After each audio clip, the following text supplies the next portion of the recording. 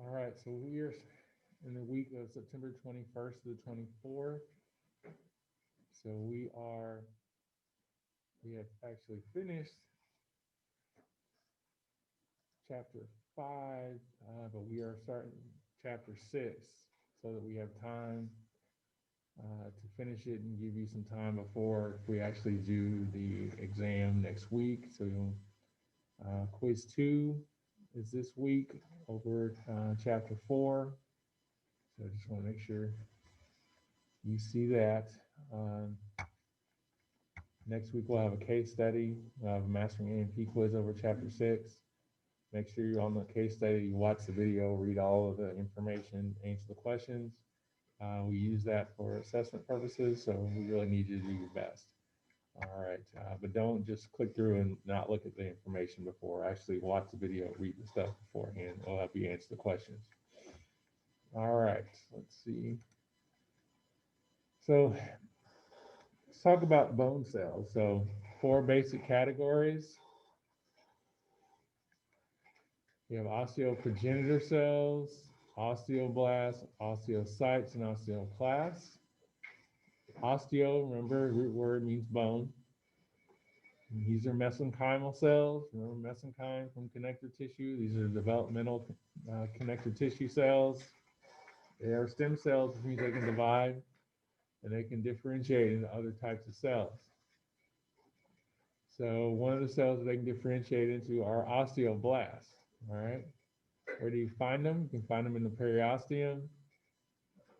You can find them also in the endosteum, lining the marrow cavities, and lining passageways or vascular passageways, which are basically blood vessels in the matrix.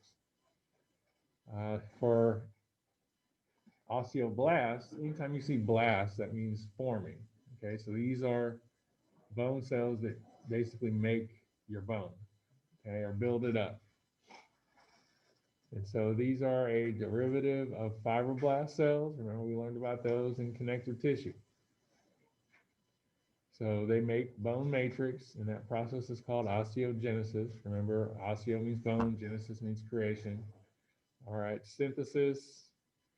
So they're making and they're releasing proteins as well as other organic compounds. Remember, organic compounds have carbon, hydrogen, and oxygen, and that makes up the bone matrix. Okay, so they help, these osteoblasts are helping in increasing the concentration of calcium phosphate. And they also increase depositing of calcium salt, so you get more calcium in the bone, right, which helps to strengthen it.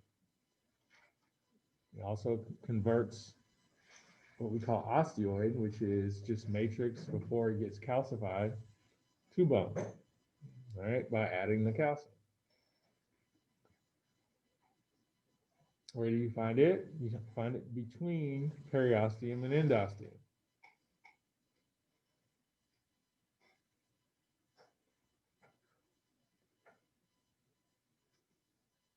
All right, so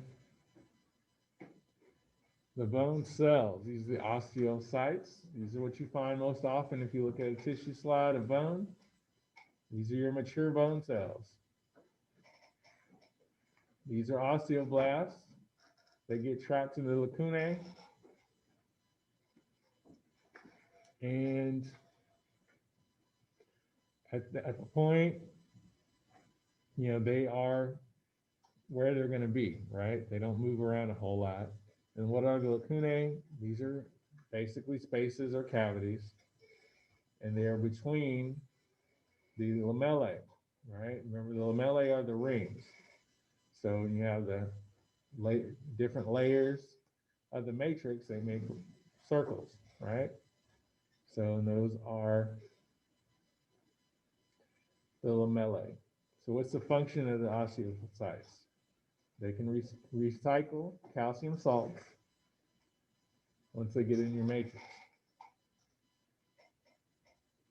And they can participate in helping repair your bones when they get damaged. And in some cases, they can actually convert back into osteoblasts or osteoprogenitor cells if necessary.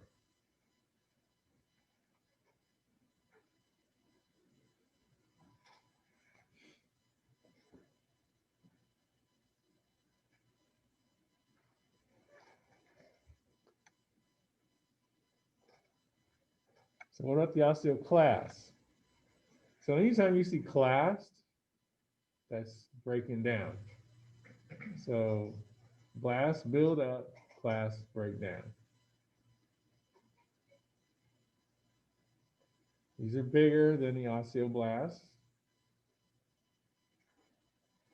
And what they do by breaking down the bone, they do that by resorbing bone through what we call osteolysis. Remember, lysis means breaking. So they have enzymes that get secreted, and they break down or digest the matrix and the protein. And they release minerals, right? So they can actually remove calcium, okay, from the bone, make it weaker. And both osteoblasts and osteoclasts are working at the same time. So if you had all osteoblasts, no osteoclasts, you just be building bone. You also have to have osteoclasts so that there's building and breaking down at the same time. And that balance of the osteoblasts and the osteoclasts is called what? Big word concept in this class, right? I heard it. What? Homeostasis. Thank you. All right, so I'm going to pause for a minute and let you all discuss the 4 types of bone cells. You can do this at home if you're watching. All right, different types of bone, more of a tissue level. We talk about cells, let's talk more like, tissue level. Yeah, compact bone and spongy bone. So interestingly, the composition of the matrix in both is the same, but they do have some different characteristics. So for compact bone, kind of the unit that you'll see of the compact bone is the Osteon, also known as the Habergen system. And so in it, you have osteocytes, and they are essentially placed around a central canal. Okay, so you have a central canal that has blood vessels in it, and it gives blood supply to the osteon. Okay, it runs essentially parallel to the surface, right? So it runs essentially, so if you have the surface of the bone, the osteon runs parallel underneath. So the osteocytes are arranged around that canal. You also have perforating canals, and these run perpendicular to the surface, okay? And these have blood vessels to get blood to those osteons that are deep inside the bone. That should make sense why they're perpendicular, so they can go down into the bone, as well as into the marrow cavity. So the lamellae are made up of calcified matrix, so they form these different layers or circles or rings around the central canal. So the canaliculi are essentially between the different rings, the lamellae. You'll see these little faint lines around the lacunae where the osteocytes live. And there are little faint lines called canaliculi, and they connect the lacunae to one another. Okay? So you'll essentially see your circle.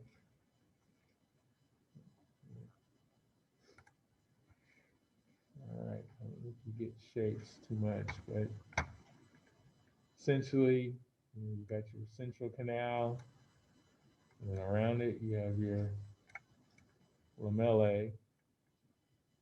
And your lamellae, you've got basically these little bumps in them where you'll see the lacunae. And then branching off of each of these lacunae, you'll see these little lines called canaliculi. Okay, so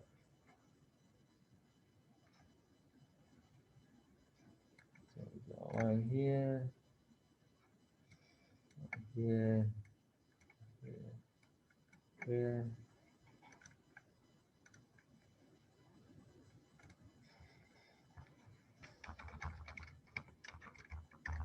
There's your central canal. This is a lamellae, or lamella, singular, lamellae is plural. Here's an osteocyte in lacuna. And the little lines, faint lines coming off of it, those are your canaliculi. Okay. I know it's a crude drawing, but you know, hey, that's the best I can do. So, all right.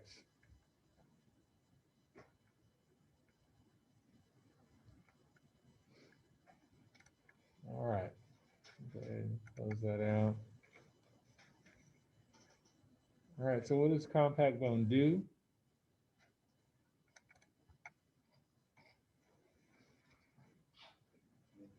So, it helps you deal with stress on your bones. Okay. So, it's thick or thickest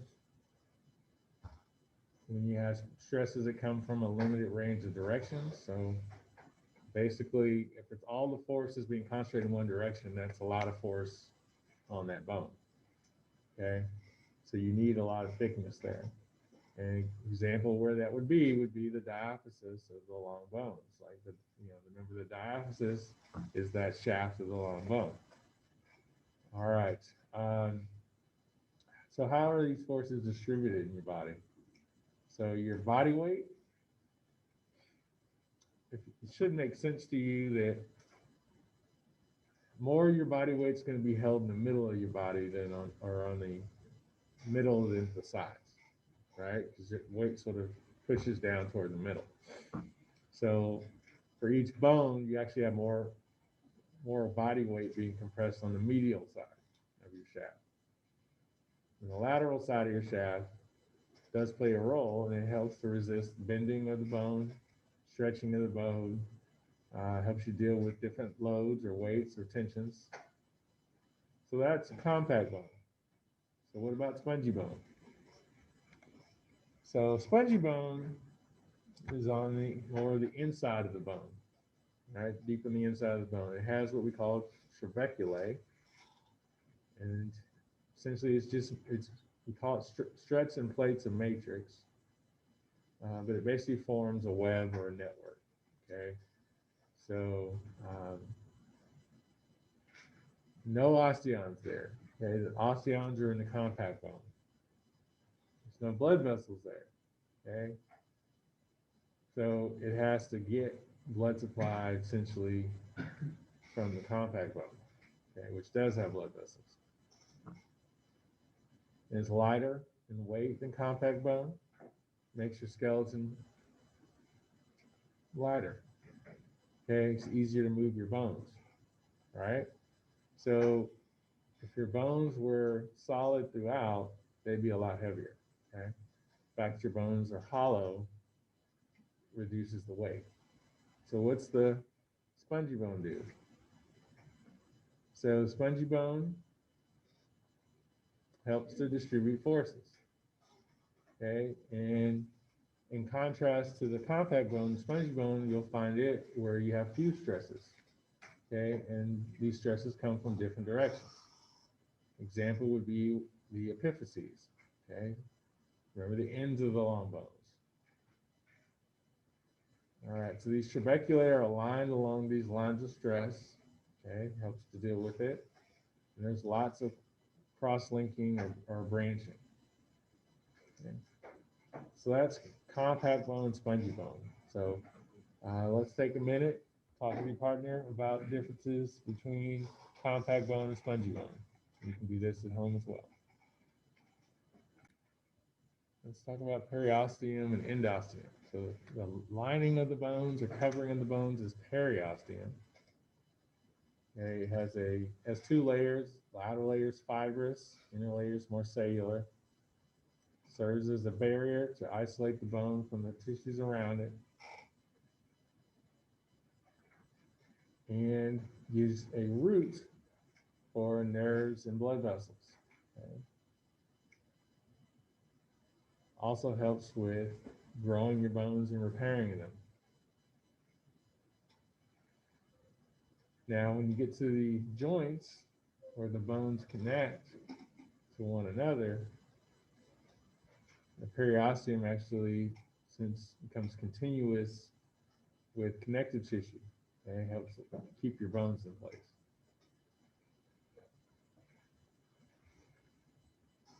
So structure there that you'll see in the periosteum are perforating fibers, also known as Sharpie's fibers. These are made up of collagen, and they get into the bone tissue, and they basically are connected to ligaments and tendons, give you strong attachment to your bones. Right? So you need those. If you're doing a lot of running, jumping, you need to be able to keep those bones in place. Now your endosteum is more cellular, and you'll see that because endo is inside, and so it's lining the marrow cavity, and it also covers the spongy bone. Okay. Also, you'll see endosteum on those inner surfaces of those central canals where the osteons are. The endosteum is very active when your cells or your bones are remodeling and repairing and growing.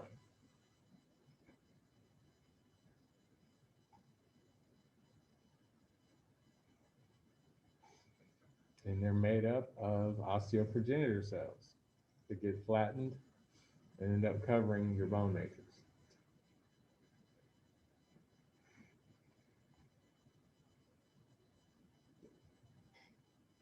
All right, so let's talk a little bit about bone development and growth. So we talked kind of about what bones are in general. Let's talk about when your bones are developing. So obviously, how well your skeleton grows determines how large your body is, and proportion of certain parts of your body to others.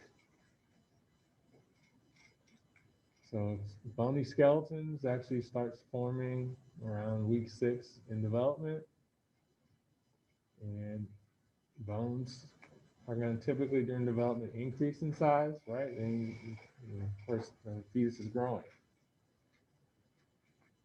and that bone growth will still continue during adolescence, also known as puberty, right? Time period. So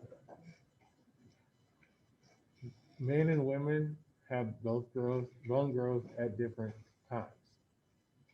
All right, so men and women, their growth is a little different. So longitudinal growth, or just lengthening of the bones,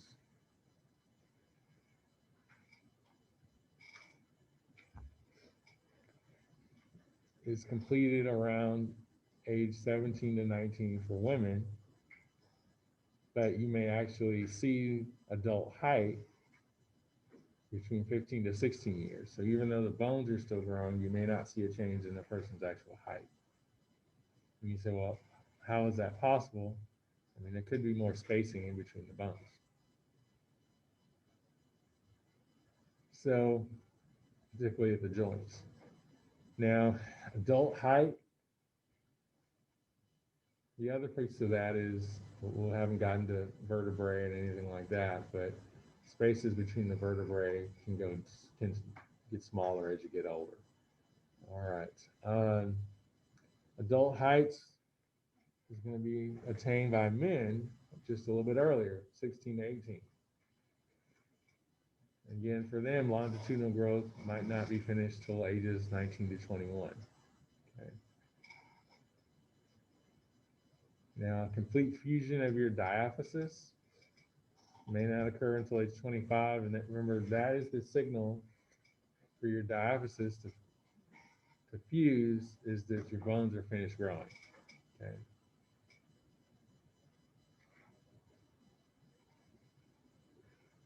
Now, a clavicle is a little different than most other bones in your, like people say collarbone, but it's the clavicle may not completely ossify until age 31. So how do bones develop? They could develop from mesenchymal tissue, or they can develop by replacing cartilage that's there already. So terms you need to know related to that.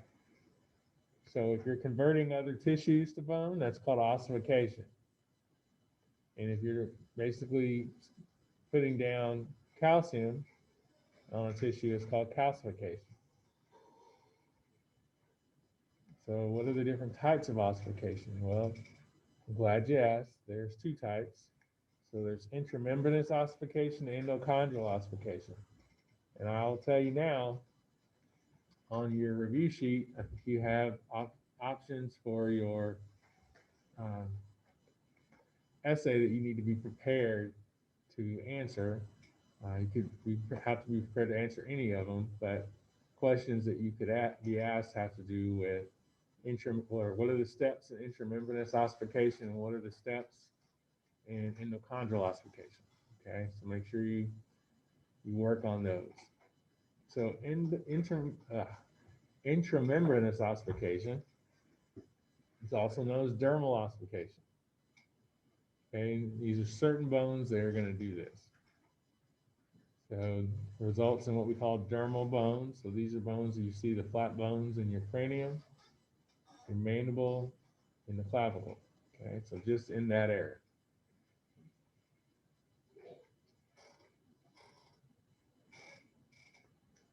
So it's called dermal ossification because it actually occurs in the deeper layers of the dermis. Okay? So actually making bone in the dermis during development. And this happens when osteoblasts start differentiating inside that connective tissue, inside the dermis. And remember, you might think, well, why is there bone cells in the dermis? Well, this is during development. This isn't, you as a child or an adult or something like that. This is during development. So what are the steps involved? So you have the mesenchymal cells. They're releasing organic materials into the matrix. And that osteoid gets mineralized, and you're getting minerals deposited in it. And it happens or starts at an area we call an ossification center, which is basically just a place where ossification happens. All right. So bone is going to start to grow out from that ossification center. Okay, you start seeing spicules, just notice small struts. You get increased production of osteoblasts, which again are cells that build up the bone. You also start getting blood vessels that get trapped inside the bone, so it has its own blood supply. And the bone initially is going to have just spongy bone to it.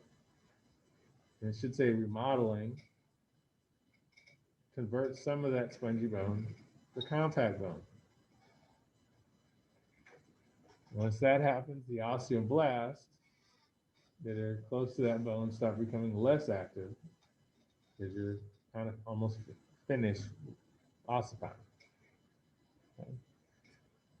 So that's intramembranous ossification, okay? Making those dermal bones, flat bones in the cranium, mandible, clavicle.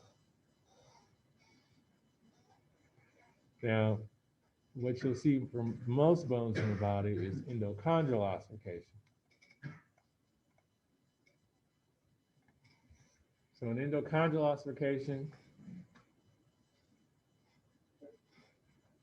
you get a cartilage model, and that's what you start with, okay? And this cartilage model can grow in a couple different ways. You can have interstitial growth, which means your cartilage matrix just expands. And then you can also have appositional growth, which means you get new cartilage at the outer surface.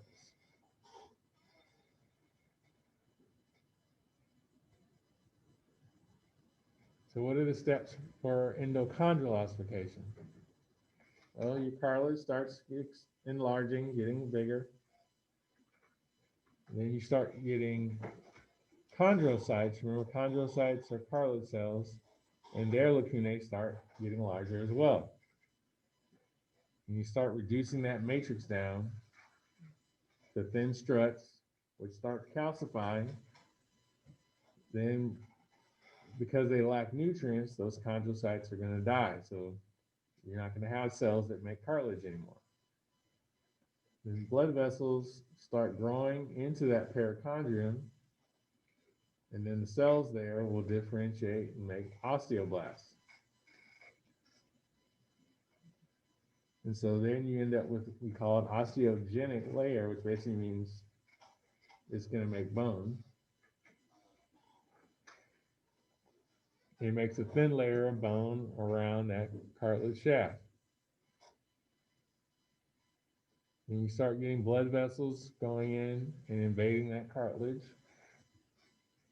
You get fibroblasts there, and they start differentiating into osteoblasts as well. And that makes spongy bone at your primary center of ossification. The central part of your bone starts getting eroded away, all right, because it was solid, but it gets eroded away, so then you end up with the marrow cavity. It needs to be hollow because you need a place for that bone marrow. And then at that point, you have two different processes for growth. You get longitudinal growth as well as growth in terms of your diameter. So it can grow longer or wider. So for longitudinal growth, you have steps 5 and 6.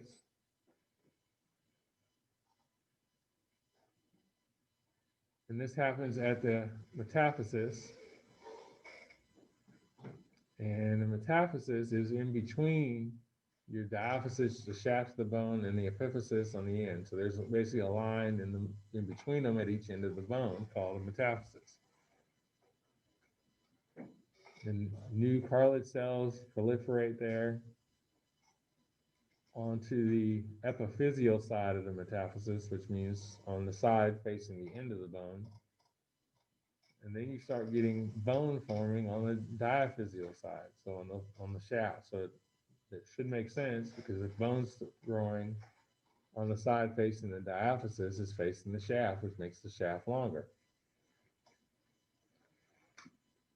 And so we say here the diaphysis is chasing the epiphysis. So it's trying to get toward the end of the bone, in a sense, making itself longer. And then the centers of the epiphyses on the ends of the bone calcify. You get calcium in them. You get capillaries, so you get blood supply as well as osteoblasts going into these areas.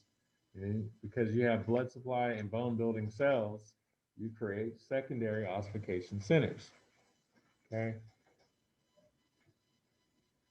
Now these epiphyses get filled up with spongy bone. Okay, remember we said you find spongy bone in the epiphyses, right? That's why. Then on the outside of the epiphyses, on the surface, you get articular cartilage. And the purpose of that articular cartilage is to prevent bones from contacting each other at a joint.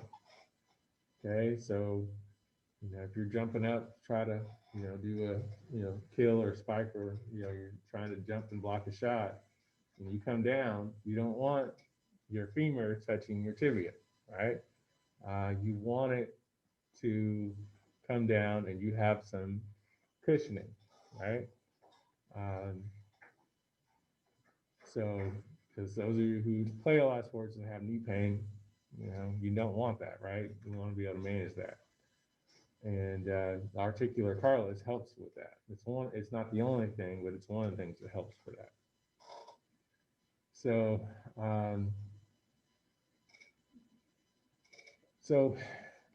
your epiphyseal plates serve to separate your epiphyses from your diaphyses. So essentially, when the bones become mature, the metaphysis is kind of gone, and you have what's called an epiphyseal plate.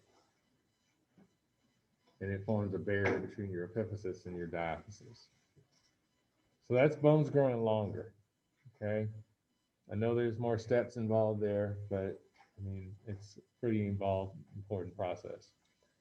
All right, now bones also get wider, okay? You wouldn't want them to just grow long but not have any width to be able to withstand anything. So, so the process which you get through growing diameter is called appositional growth, and that happens at the surface. So you get bone matrix added along the outer surface, okay? So your bone matrix starts getting removed at the inner surface. So if you start removing the marrow or removing the bone matrix on the inside, your marrow cavity gets bigger, okay? But then the outside of the bone gets bigger as well. So you end up with a wider marrow cavity. All right, so let's take a break and talk with your partner about steps of endochondral ossification and intramembranous ossification. I know you're probably not going to have it all memorized right now. Point is to just start talking about it. You can do that at home as well. All right, so let's talk a little bit about nerves and blood supply going to the bones. Start with the blood supply. So you have essentially 3 sets of blood vessels that supply the bone. You have a nutrient artery and vein. So as the name suggests, it's going to provide nutrients. Supplies your diaphysis, the long shaft of the bone. Goes through a hole. Skeletal system, as we learned that. In the lab, you'll find that holes are called foramen, plurals foramina. So it goes through a nutrient foramina. Branches go through the length of the shaft. You also have metaphyseal vessels, and they give blood to the inner surface of the diaphysis, particularly at the area of the epiphyseal plate. Okay. So it's called metaphyseal because, again, metaphysis sort of, eventually becomes epiphyseal plate. So it's not really, so the nutrient artery and vein really supply the diaphysis. The metaphyseal vessels supply your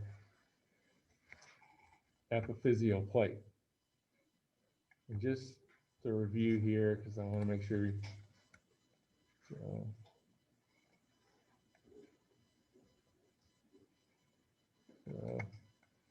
right.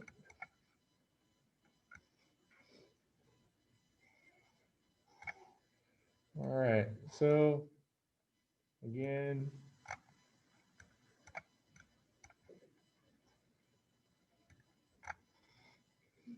and we'll draw a hole. All right, so then we'll draw a line here, line here. So, all right. So this is our diaphysis. This in some.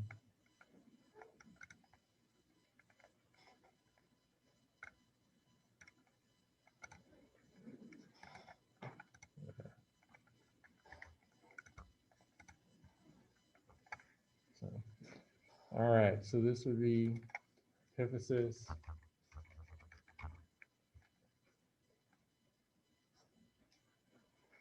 All right, and this line right there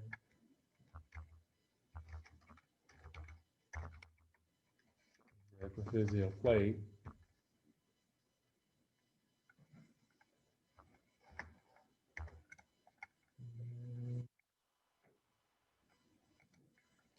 Space in here.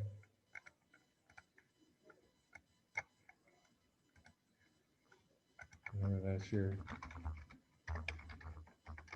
medullary cavity or marrow cavity.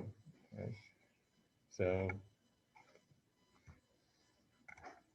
I'll make sure you can see that's this. All right, this line there. And that metaphysis becomes the epiphyseal plate when the bones mature. All right.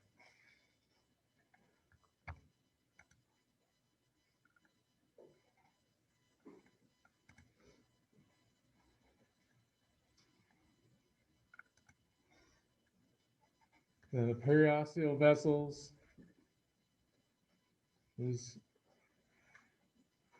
come from the periosteum, or the surface of the bone.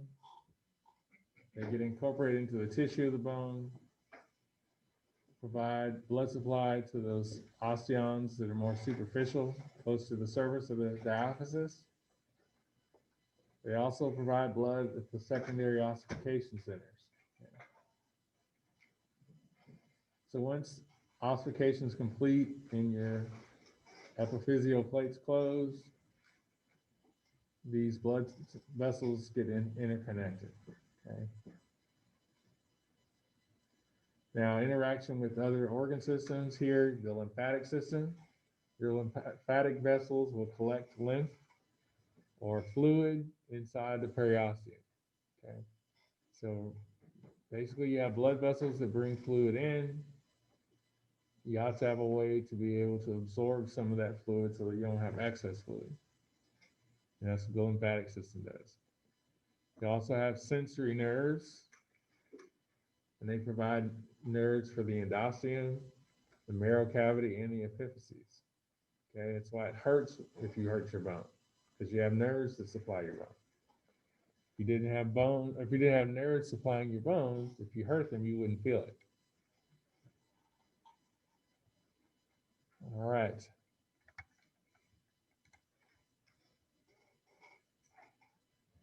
So bone is dynamic, okay, and it's always changing. So the organic compounds, minerals in your bone are always being renewed and recycled, okay, through that process called remodeling. So when remodeling your whole bone seems like it's unchanged, but there's actually replacement of the matrix. You can also change the shape of the bone. You can change the content of the bone. You can also change the internal structure or architecture. How does this happen? Well, through those osteocytes, osteoblasts, and osteoclasts. It's a high rate of turnover of these compounds, and every part of your bone could be affected by it, or it cannot be affected. It's very specific.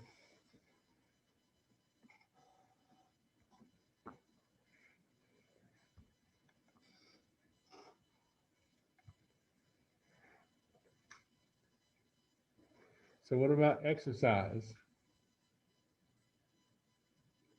So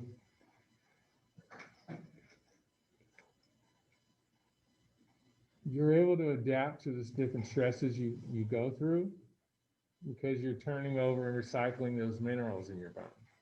Okay. Now the shapes of your bones and the thickness of your bones has a lot to do with the stress you apply to it.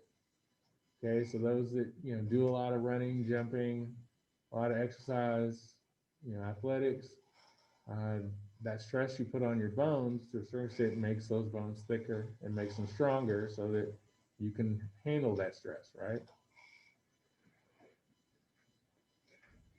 So just like you can train your muscles, in a sense, you're training your bones as well.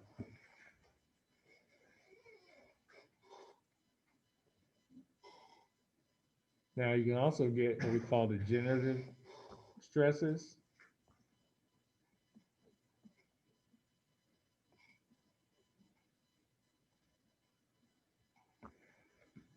And that just basically means you're losing some strength to the bone. And that can happen if there's a brief period of inactivity. So anyone who's ever had a broken leg and had to wear casts, may feel like when you get that cast off and you have to walk on that leg, it doesn't feel as strong, okay? But it takes time to get that strength back. Also, astronauts, because if they go to space, they're living in a weightless environment. You wouldn't think that that would matter, but their muscles and their bones basically they what we call atrophy, because they're not getting any stress, right? Because they're not having to push anything really, or much they're not using much force at all while they're in space.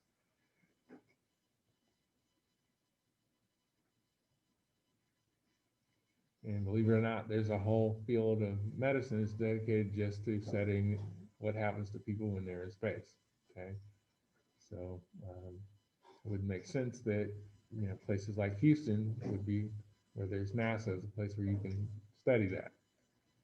All right, hormonal and nutrient effects on the bone.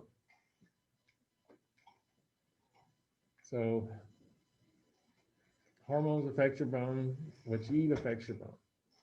Okay, if you want normal osteogenesis, you're going to need certain things. You're going to need to take your vitamins. Okay, because these are things you don't get from just eating. You need certain minerals. You have to have certain hormones. So examples like calcium, your phosphate salts, other minerals. You need calcitriol. It's a hormone. Helps your body absorb calcium and phosphates. You need vitamin C. Helps you make collagen. You need vitamin A. Makes your osteoblasts active. You need vitamin K and B12. Helps you make proteins. You need growth hormone so your bones can grow. You need thyroxine. So it's a hormone, helps you with your cell metabolism, the reactions that happen in your body, makes the osteoblasts work faster. All right, you also need sex hormones, particularly during puberty.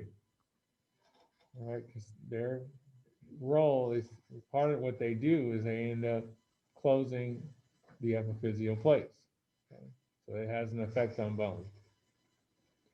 Now, some medical applications of this. One is gigantism. Okay, it just means that you have too much growth hormone. And this is before puberty even sets in.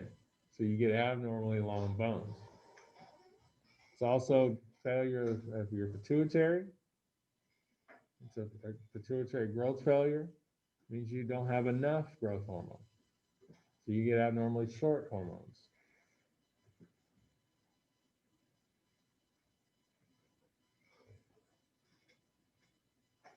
Also acromegaly. So you're getting high levels of growth hormone after the epiphyseal plates have closed. So, basically longitudinal growth is pretty much done at that point, but you can still increase the density of the bone or the thickness of the bone. Also can cause changes to different facial features. All right. So again, anytime you see things that are underlined, make sure you pay attention to those. Medical terms make great matching questions. So being able to match the term with its definition.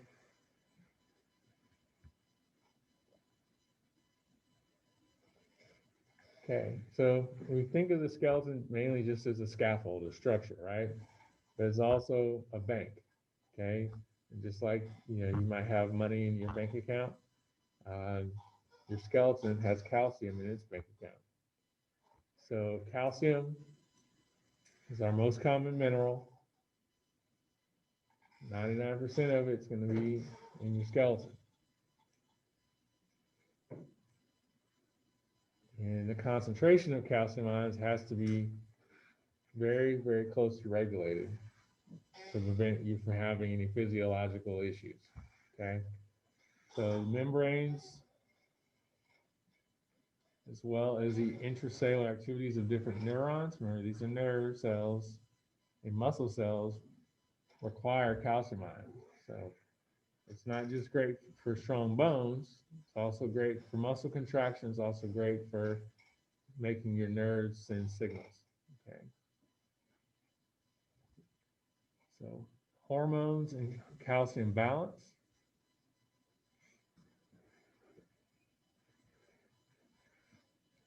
So interactions among these bones, your kidneys, your intestinal tract, can also affect calcium ion concentration.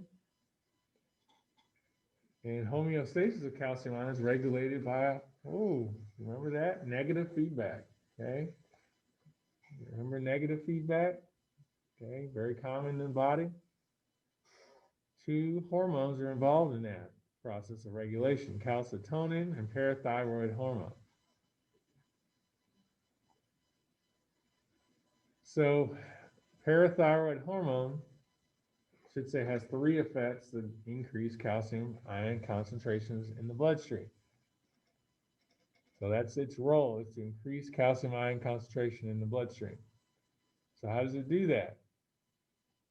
And another way of saying that is decrease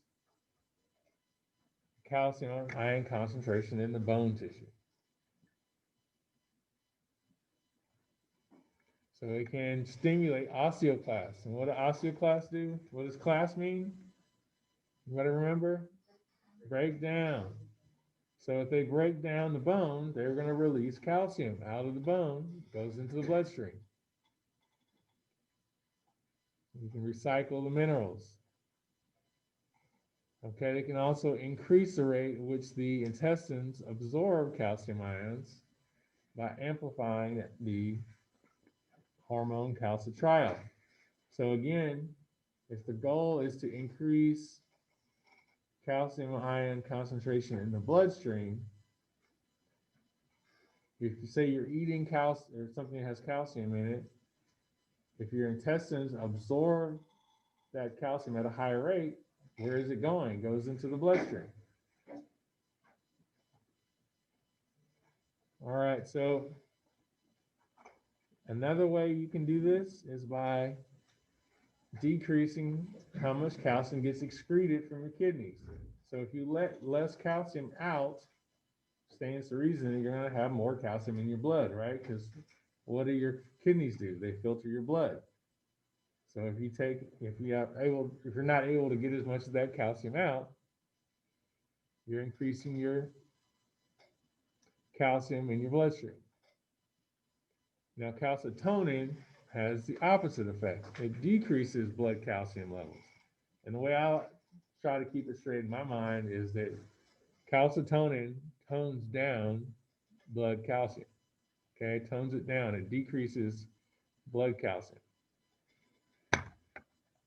And it does that essentially by increasing calcium concentrations in the bone.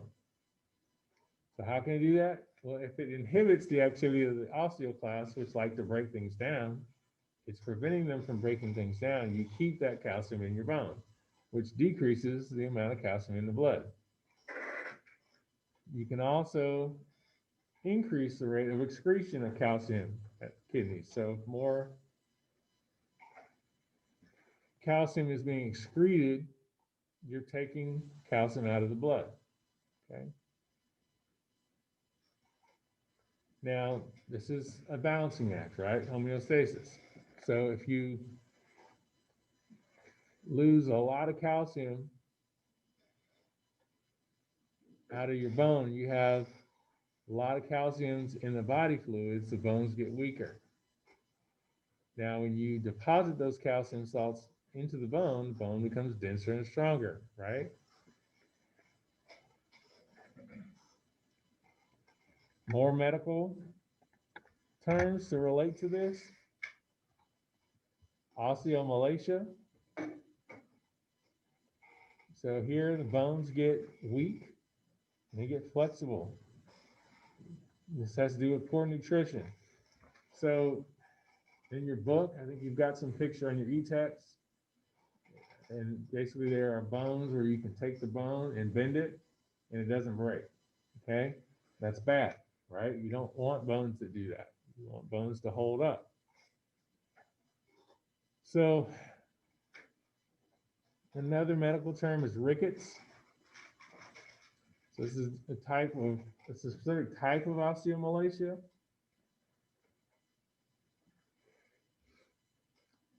And this is going to affect kids, and it's a result of a deficiency in vitamin D. And it happens because you're not able to absorb enough calcium in your intestines. So you can eat the calcium or drink the calcium, but then your intestines can't absorb it into your bloodstream. Okay.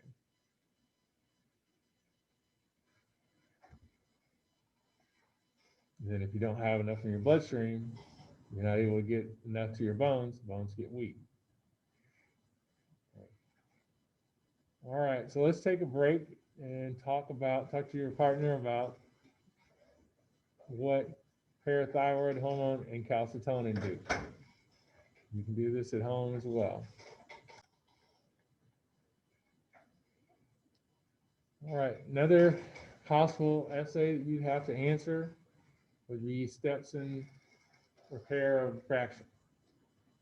So definitely want to know these steps. So what is a fracture? Well, it's just what happens when a bone breaks or cracks. So what are the steps involved? So the first step is making a fracture hematoma. Okay, so you're closing off the injured blood vessels to that bone. You get a fibrous mesh work at that area where there's damage. And as a result, because you now close those blood vessels off, you have no circulation. And that kills the osteocytes there. Okay, that dead bone will extend along the shaft of the diaphysis. Okay, the next step, your endosteum and your periosteum will go through mitosis. Remember, that's cell division, and produce cells that are going to go toward the area of the fracture. Okay, and so you're going to form an external callus, and that's basically a cartilage collar, and it also has bone in it as well. And it goes around the bone where the fracture is at that level. And the cells at the center of that callus make blocks of cartilage. Then you start forming an internal callus. And that's going to happen inside the bone or the marrow cavity and the broken into the shaft. And cells at the end of both calluses are then going to make a bridge, okay, between the bone fragments. And the next step,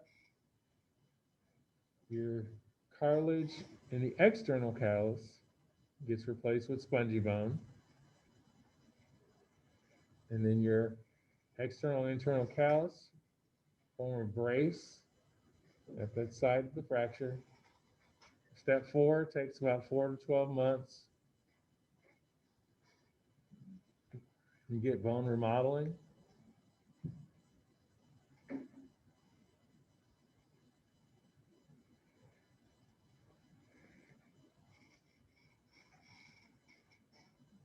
So then you start seeing more of that compact bone start coming back. And you start, one of the medical applications there would be bone grafts. You can take bone fragments from one part of the body and insert them somewhere else to stimulate growth of bone or new bone. Okay, so that's why you notice, like, sometimes athletes, if they have a broken bone, they can't just come back out and play the next week. Okay, it may take them several months or a year, like Kevin Durant, like he wanted to play right after he hurt his leg, but it took a year for his leg to heal to the point where he felt comfortable playing. So those are things that you have to give your bones time to heal. All right. A little more on fractures.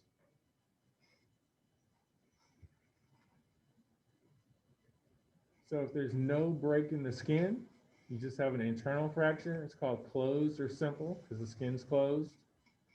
Now, if the skin did break and the fracture comes out through the skin, That's considered a compound fracture or open fracture. So, I mean, unfortunately, you don't see them often, but occasionally, you'll see, football, sometimes we'll see fractures where, parts of a person's leg are outside their body. Um, but that's more your classic open or compound fracture. Yes. Why is it that they don't consider teeth to be bone? What's the difference? Is it lacking something? Well, I mean, in a classical sense, you're not really having, they're not really osteocytes. They're a little different type bone. They're a little different cell type, and you don't really have the um, epiphysis and diaphysis structure. You don't really have compact bone, spongy bone. It's still connective tissue. It's still very similar to bone. Has a lot of calcium in it, but the cell types are just a little different.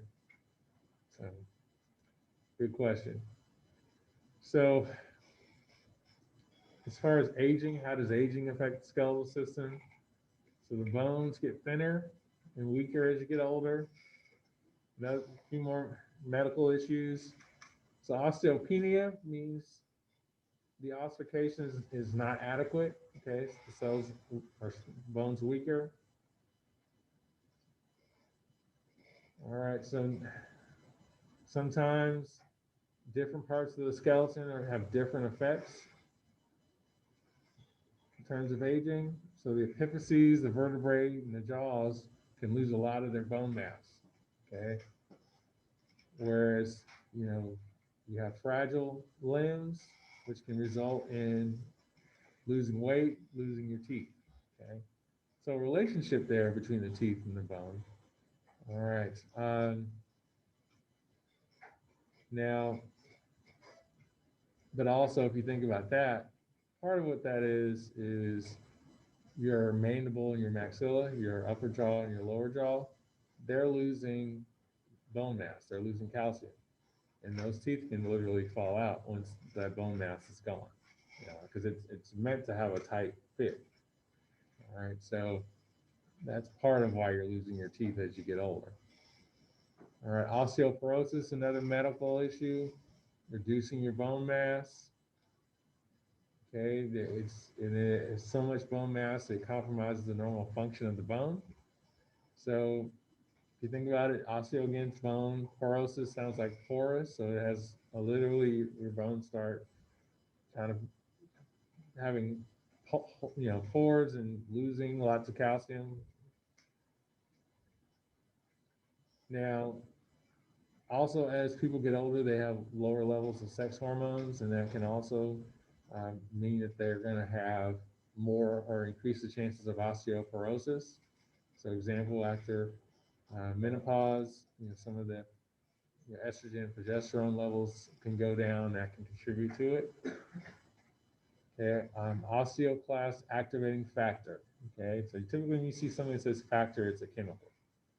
Okay, and it's going to be released by cancers in bone marrow as well as breast cancer. Okay, so what do? Because they're osteoclast activating, they make osteoclasts more active, and that means that they're going to break down the bone. Okay, and that can really lead to severe osteoporosis. Okay, so we won't really talk much in lecture about surface features. We'll talk about them for a good while in lab. And so you'll learn a lot of bone markings. But the bones have, we don't, in AMP1, we don't just learn the names of the bones, we actually learn names of different pieces of each bone, okay, or different markings. Okay, so you'll learn a lot. And as it says here, skeletal system is associated with other organ systems, okay, as part of which we've already described. We described interaction with the endocrine system in terms of calcitonin and parathyroid hormone. Obviously interacts with the muscular system in terms of having attachment sites for your muscles. We talked about interaction with the nervous system in terms of having nerve supply. We talked about interaction with the cardiovascular system and having blood supply and making bone cells or making blood cells in the bone marrow. So lots of interaction with the digestive system in terms of absorbing calcium with the intestines. So lots of interaction with other organ systems. Okay. So what I'd like for you to do now is to work on your exit tickets.